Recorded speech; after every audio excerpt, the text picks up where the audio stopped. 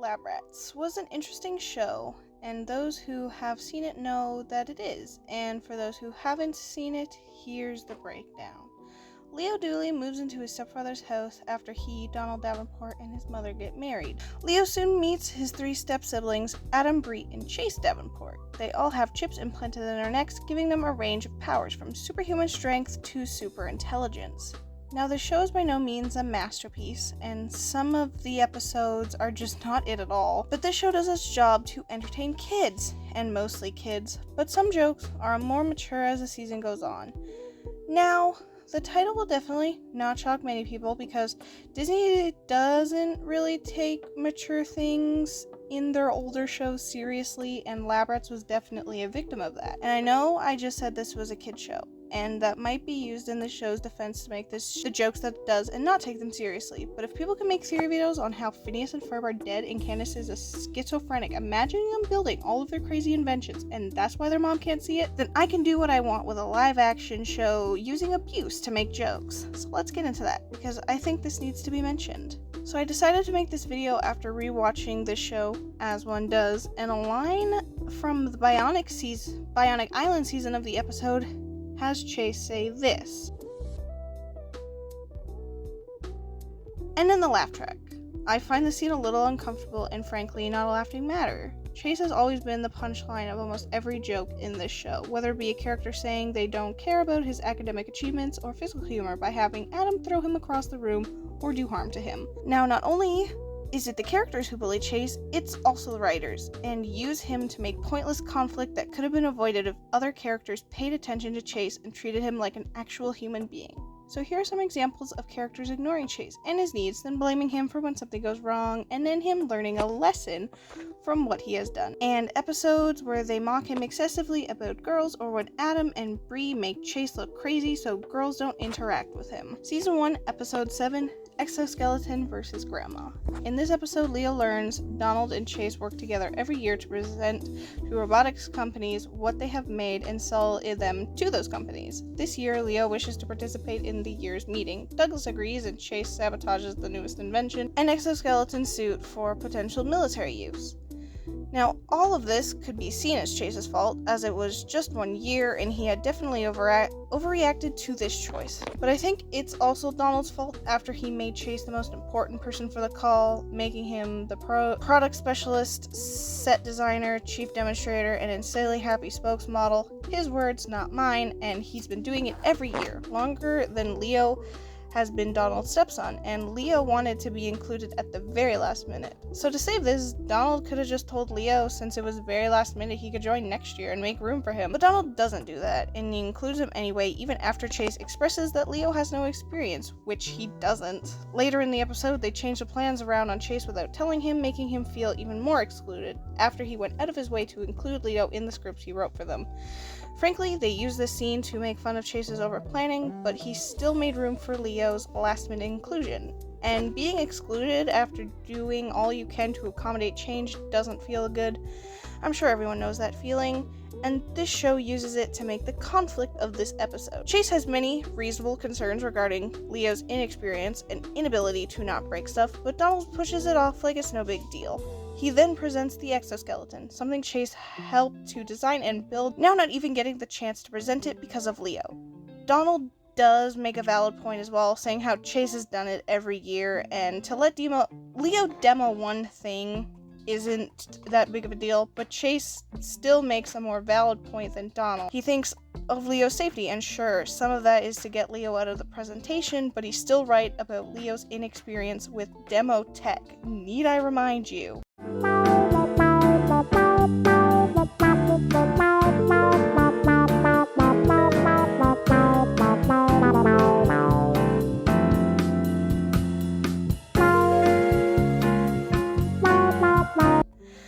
Leo replaces Chase just like that, and Donald tells him he'll be included next year and goes off with Leo to change more that Chase has done by making Leo the test driver for the exoskeleton. When the call starts, Leo continues to show his inexperience and lack of knowledge of the things that they are trying to sell, continuing to prove Chase's point. Then, when the exoskeleton is revealed, we see that Chase was not expecting his tampering to cause a malfunction in the way it did. His only intention was to reverse the controls and show Donald that Leo is not capable of handling something like the suit. He only admits that when the exoskeleton tries to destroy stuff and almost hurts Donald. After the battery drains, Donald blames Chase for ruining the cult, and sure, he's right, but this could have been avoided. Sure, Chase messing with the exoskeleton was not necessary, but excluding Chase and giving his job to someone with less experience and taking away the one thing you promised him he could do is no fault of Chase. Sure, Chase can take things a little too far. This is a prime example, but there were things that could have been done on Donald's end to avoid that. To add salt to the wound, Donald says he's disappointed in Chase and bans him from the next call, again making him upset. Leo then says something that could be seen as sweet, saying he wasn't trying to exclude Chase, despite him literally taking over all of Chase's jobs, but ruins it by saying he was trying to show him up. This shows Leo doesn't really care about Chase and his feelings, which makes me upset when Chase is the one to make the apology, saying he needs to get used to having another brother around. And sure, it's a nice moment, but frankly, Leo should be one to apologize as well. He excluded Chase from his own project, and then everyone put the blame on him. Season 2, Episode 17, Avalanche. This episode sees the return of the season's villain from the two-parter episode, Douglas Davenport, who is the kid's actual father and the one who gave them the Bryonics. But that really isn't important.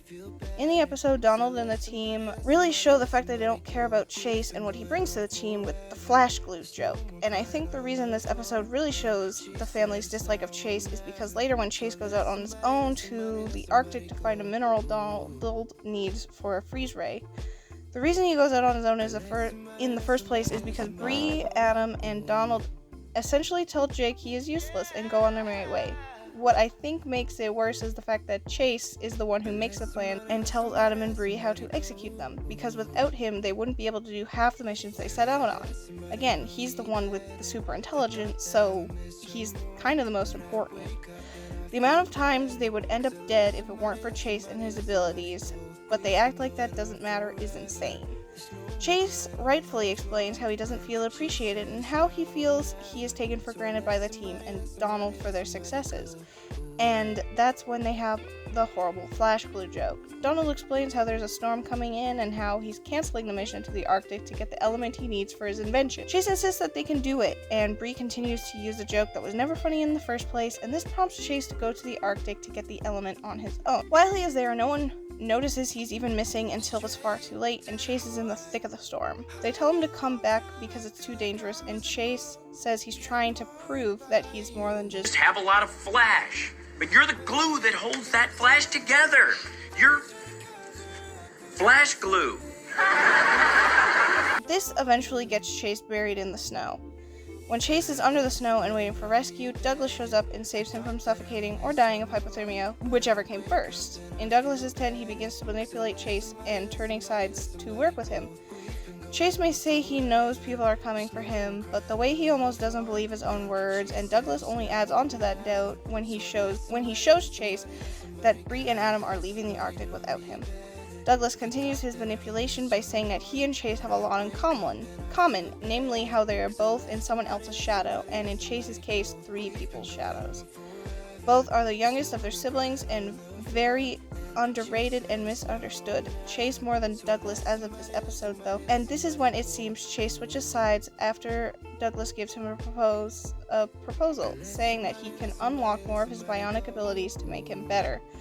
But Chase says that he would be abandoning a family, and Douglas hits the nail right on the head when he says the same family who mocks you never gives you credit for anything that you've done. Chase agrees to Douglas's terms, getting him into the lab to upgrade him so he can have all of Bree and Adam's powers. When they return to the lab, Adam, Bree, and Donald intercept him there. Douglas reveals himself and how Chase has switched sides. Bree says that he would never do that, but frankly, I think he could because he has a proper motivation. Anyway, Chase tricks Donald and traps him in a block of ice using the freeze ray Donald made. They have a little speech when every character reverts back to the way they were at the beginning of the episode. I think this episode had potential to be something more than a one-time thing. Chase has the motivation to be a villain in the eyes of the show. He, like Douglas, is unappreciated, unwanted, and mocked for his intelligence. I felt Chase's flip to villainy was believable. Frankly, the show set it up well with the episode solely focusing on Davenport's mocking him, hurting him, and forgetting about him. But sure, he didn't turn. I guess that works too. Season 3, Episode 18, Spike Fright. Now, you may be wondering who Spike is. He is a part of Chase's programming, a raging beast who will protect Chase if he is in danger or threatened. This was introduced in Season 1. This episode sees the return of Spike when Adam gets violent to try and bring Spike out. This episode is an example of Bree and Adam mocking Chase for being undesirable to women, but in this episode, a girl actually takes interest in him. She likes him for who he is, along with his kind and intelligent nature. Adam doesn't like the fact that a beautiful girl has taken interest in his unlovable brother, so he tries to get under Chase's skin to bring out Spike to scare her off and into Adam's arms. This episode is one that really shows how this show can't take serious topics seriously, like abuse. Adam is violent towards Chase, and this show makes it a joke. Like I mentioned at the beginning of the video, Chase avoids wearing short-sleeve shirts because Adam punches him so hard and so much that his upper arms are covered in bruises. This episode really shows that they don't care, and that's honestly wrong. Adam uses his lack of intelligence to play it off like nothing, and everyone else around him allows him to continue his harmful actions. Chase eventually does lose it, and Spike comes out, making Adam mock him again for never being able to get a girlfriend, even though it was Adam's fault in the first place. Adam is a bad person and an even worse brother. I honestly don't know why Donald allows Adam to continue the way he does.